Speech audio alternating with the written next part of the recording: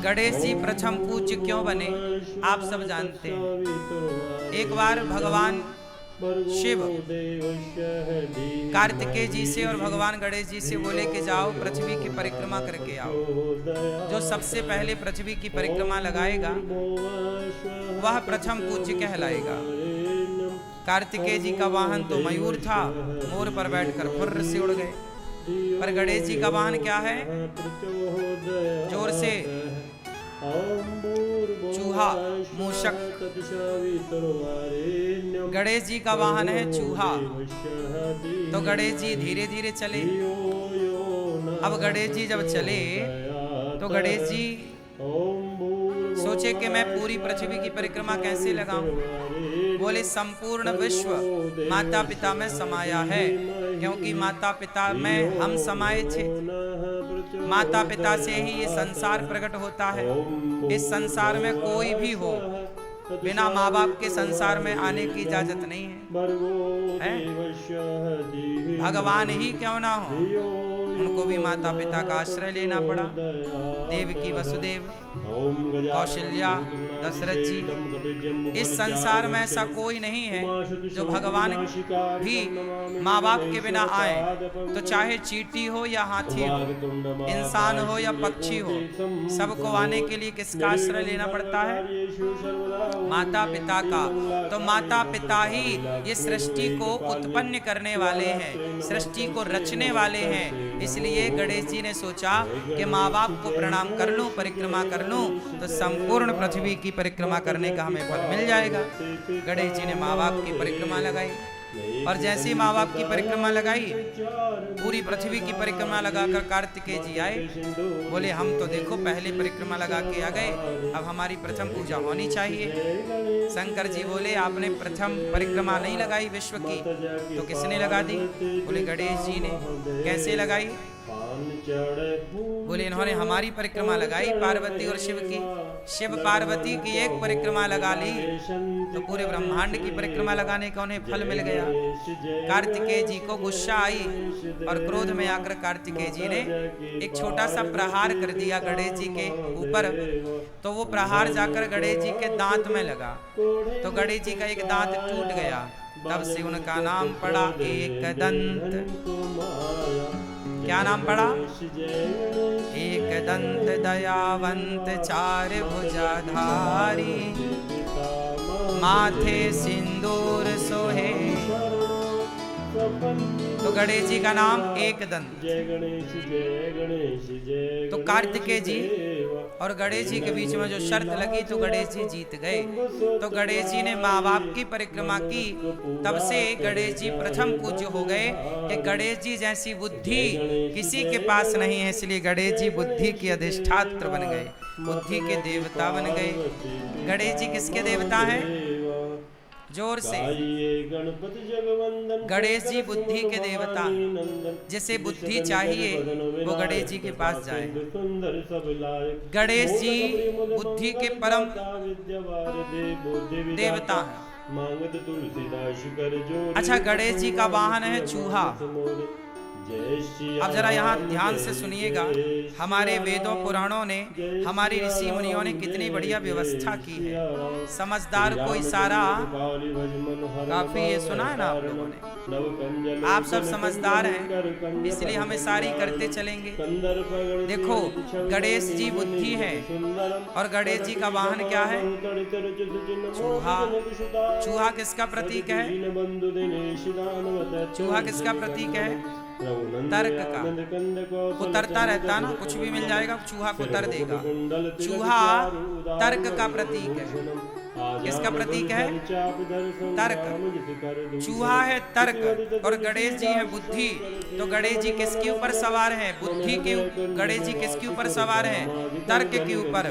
बुद्धिमान वही हो सकता है जो तर्क पर सवार हो। तर्कमय बुद्धि श्रेष्ठ है। जो विद्वान होगा वह तर्क जरूर करेगा, तार्किक होगा। तुलसी भवानी तर्क शास्त्र पढ़ते हैं ना हम लोग, तर्क शास्त्र है। तो बुद्धिमान व्यक्ति, देखो एक बच्चा होता है ना, बहुत सारे सवाल करता है, माँ भगवान है तो दिखाई क्यों नहीं पड़ते, माँ गणेश जी की सूंड लंबी क्यों है, माँ गणेश जी के कान बड़े बड़े क्यों हैं, ऐसा बच्चा पूछता है ना आपसे।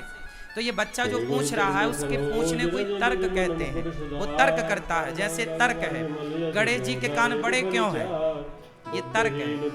ये क्या है, ये मैं इनसे प्रश्न कर रहा हूँ, मतलब मैं इनसे तर्क कर रहा हूँ, यही है तर्क।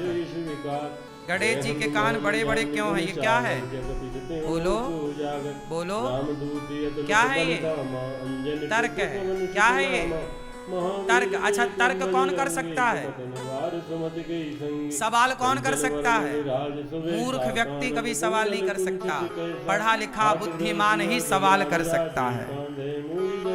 सवाल करने वाला तार्किक है, मतलब पढ़ा लिखा है। छोटे छोटे बच्चे बहुत सारे सवाल करते हैं, क्योंकि उनके अंदर वो अभी पढ़े लिखे तो नहीं है, पर उनकी जिज्ञासा है, तर्क है। तो तर्क कौन कर सकता है, बुद्धिमान व्यक्ति। एक बच्चा वो होता है जो अपने टीचर से बहुत सारे सवाल करता है, सर जी समझ में नहीं आया, ऐसा क्यों हुआ, ये ऐसा है तो ऐसा क्यों हुआ, वैसा है तो वैसा क्यों।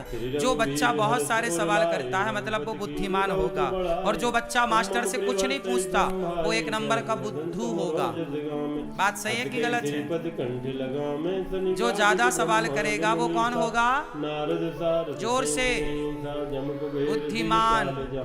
तो गणेश जी किस पर बैठे हैं, तर्क पर। गणेश जी बुद्धि है और सवार तर्क पर है।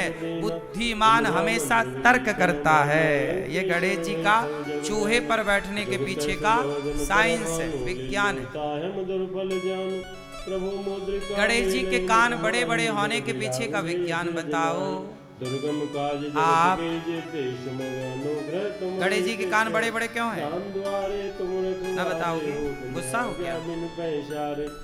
गणेश जी के कान बड़े हैं, इसलिए आपको मैसेज दे रहे हैं कि भैया ज्यादा से ज्यादा सुनो, ज्यादा से ज्यादा सुनो। ज्यादा, यदि आप ज्यादा सुनने लग जाएंगे अपने माता की, पिता की, सास की, ससुर की, पति की, पत्नी की, तो आप कभी झगड़े में उलझेंगे ही नहीं। जो ज्यादा सुनता है वो झगड़े में नहीं उलझता। जो कम सुनने वाले होते हैं, बोले मैं आपकी क्यों सुनूं, जो कहते हैं मैं आपकी क्यों सुनूं, वो झगड़ा जरूर करेगा। और जो सुन लेता है, सुन लो ना, माँ की, पिता की, पत्नी की, पति की, सुन लो। गणेश जी के कान, गणेश जी के कान, तो बताओ गणेश जी के कान बड़े क्यों हैं, आपको ज्यादा से ज्यादा सुनना है। आप लोग कम सुनते हो ना,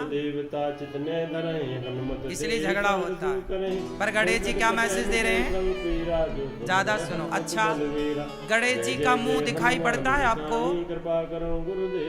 क्यों, गणेश जी के दर्शन करके बताओ, गणेश जी का मुंह दिख रहा है, हाँ या ना, हाँ या ना, हाँ या ना, जोर से।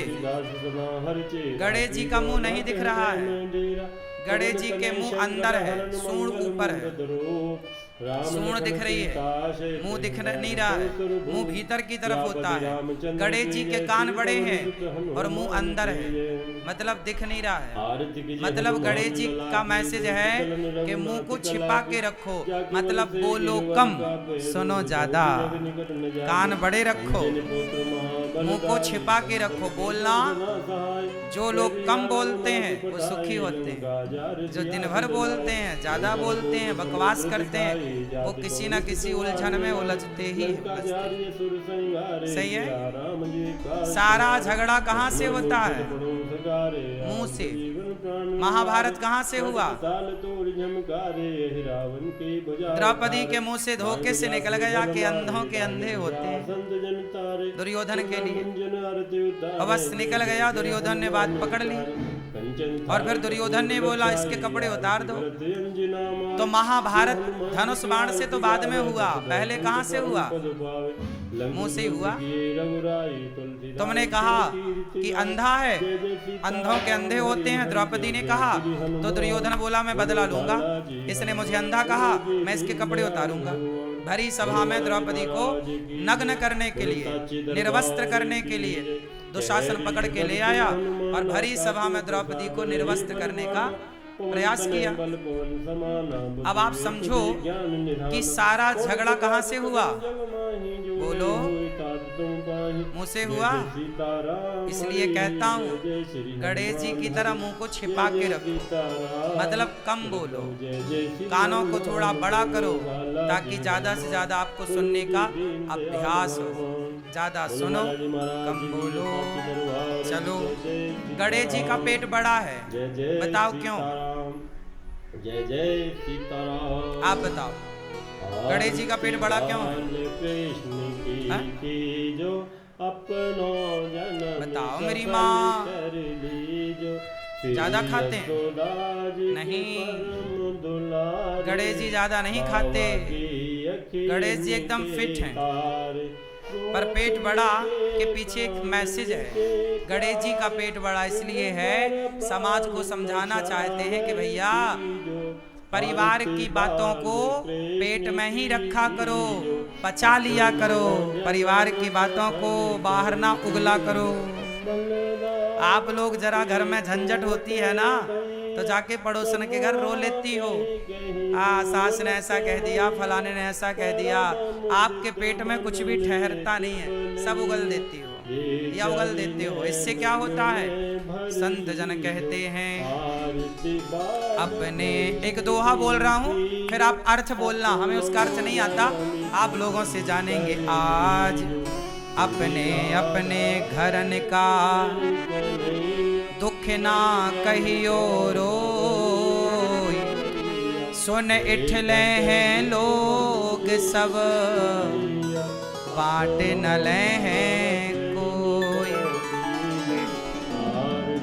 अपने अपने घरन का दुख ना कहियो रोई, सुन इठले हैं लोग सब, बाँट न ले हैं कोई। आप सब अपने घर का दुख किसी से मत कहो, क्योंकि दुनिया सुनती है आपके संग रो रो कर, और आपका दुख रो रो कर दुनिया सुन लेगी। आपके जाने के बाद हंस हंस कर लोग बताते हैं कि देखो इसके घर ऐसा हो गया, इसका पति ऐसा है, इसकी पत्नी ऐसी है, इसका परिवार ऐसा है, इसका बेटा ऐसा है। इसलिए अपने घर की बातें कभी कितना भी अपना हो मत बताओ, बचाओ। इसलिए गणेश जी का पेट बड़ा, कुछ बातें पेट में, हर चीज बताने की नहीं। समझ में आई क्या? बोलो हाँ कि ना। जय जय श्री श्याम। बैठ जाओ अब मेरी माँ अच्छे से। जय जय श्री श्याम। अच्छा, गणेश जी खाते क्या हैं ज्यादा? जोर से क्या? लड़ुअन को भोग लगे। काय का भोग लगे?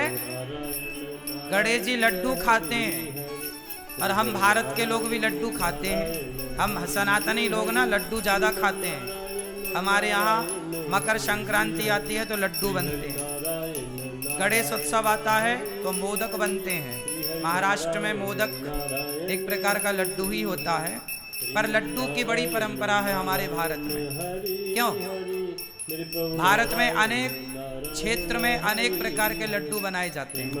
बेसन के लड्डू, तिल के लड्डू, है ना, और ना जाने किस किस के लड्डू आप सब बनाती होंगी मेरी माँ, और लोग खाते भी होंगे।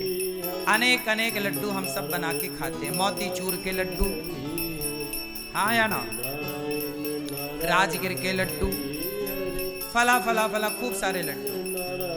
गणेश जी को लड्डू बड़ा पसंद है। क्यों? मैसेज क्या है लड्डू के पीछे? आप लोग लड्डू के पीछे का मैसेज समझिए, विज्ञान समझिए। लड्डू बनता है बहुत सारे दानों को जोड़कर, जैसे तिल का लड्डू बनाना है तो ढेर सारी तिल लेनी पड़ेगी और सारे तिल के दाने को जोड़ना पड़ेगा। जब जोड़ के एक कर दोगे तो लड्डू तैयार। एक दाने को दूसरे दाने से जोड़ा जाता है। बोलो हाँ, दाने को दाने से जोड़ दो, लड्डू तैयार। यही है लड्डू कि जैसे एक दाने को दूसरे दाने से अनेक दानों को जोड़कर एक कर दिया जाए, उसी प्रकार परिवार में 10 लोग हो या 20 लोग हो, गांव में 50 लोग हो या 1000 लोग हो, लड्डू की तरह संगठित होना चाहिए। लड्डू की तरह, बोलो, जैसे लड्डू बहुत सारे दानों को जोड़कर एक होता है, ऐसे आपको एक रहना चाहिए। यदि आप सनातनी एक होते तो हमारा भारत कभी गुलाम ना होता।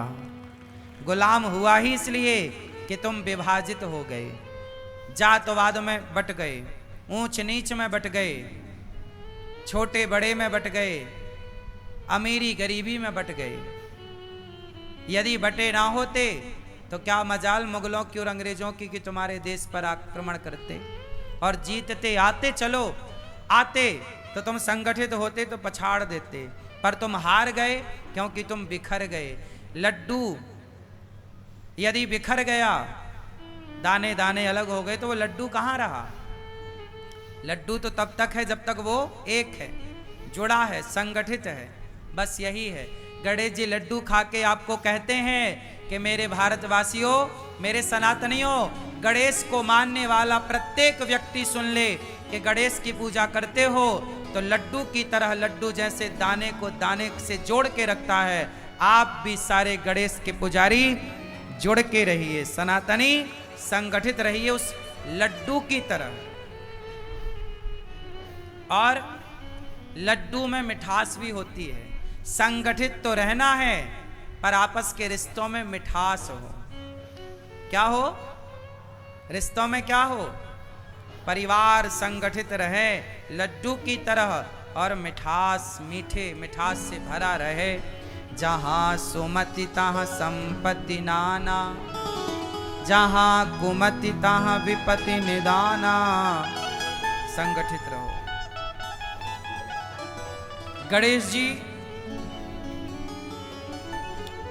गणेश जी की नाक बड़ी है। बोलो हाँ, गणेश जी की नाक बड़ी है। चलो अब इसका मतलब आप बताओ। ये चश्मा वाली बहन बताएंगी, सब हमने बताया, कुछ आप बताओ। गणेश जी की नाक क्यों बड़ी है? बैठे बैठे बताओ। नहीं पता? क्यों? आप बताओ। नहीं बताओगे ना? कुछ कसम खा के आए हो, कुछ नहीं बताऊंगा, है ना? गणेश जी की नाक बड़ी है। समाज में कुछ ऐसा काम करो अपनी बुद्धिमत्ता से, आप समाज में इतने बड़े पद, बड़े नाम तक पहुंचो कि समाज में आपके सम्मान की नाक बड़ी हो। कभी नाक ना कटा लेना, कोई ऐसा गलत काम ना कर लेना कि आपकी नाक कट जाए। नाक बड़ी होनी चाहिए, मतलब आपका समाज में सम्मान होना चाहिए। आजकल के लोग सम्मान की परवाह नहीं करते और गलत काम कर लेते हैं, बाद में भले उनकी नाक कट जाए। अब देखो ना, बहुत सारे लोग हैं जो गलत काम कर रहे हैं, उन्हें जरा भी डर नहीं कि हमारे गलत काम से हमारे माँ बाप की छवि का क्या होगा, हमारे माँ बाप की नाक का क्या होगा, हमारे माँ बाप की इज्जत का क्या होगा। जब आप कोई भी अच्छा काम करते हो तो आपके माँ बाप का नाम बढ़ता है। जब कोई भी आप अच्छा कार्य करते हो तो आपके गांव का, आपके समाज का, आपके देश का नाम आपसे गौरवान्वित होता है। बोलो हाँ। और जब आप कोई भी गलत काम करते हो तो आपके माँ बाप की नाक कट जाती है। बोलो हाँ। तो गणेश जी की नाक बड़ी है कि भैया नाक बड़ी करना है, नाक कटाना नहीं है। सम्मान कमाना है, इज्जत कमानी है, नाक कटानी नहीं।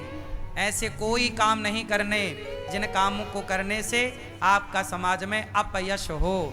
सदा वही काम करो ईमानदारी से जिससे आपका समाज में यश स्थापित हो। यही कार्य करना चाहिए। बोलिए गणपति बप्पा गणेश भगवान की जय।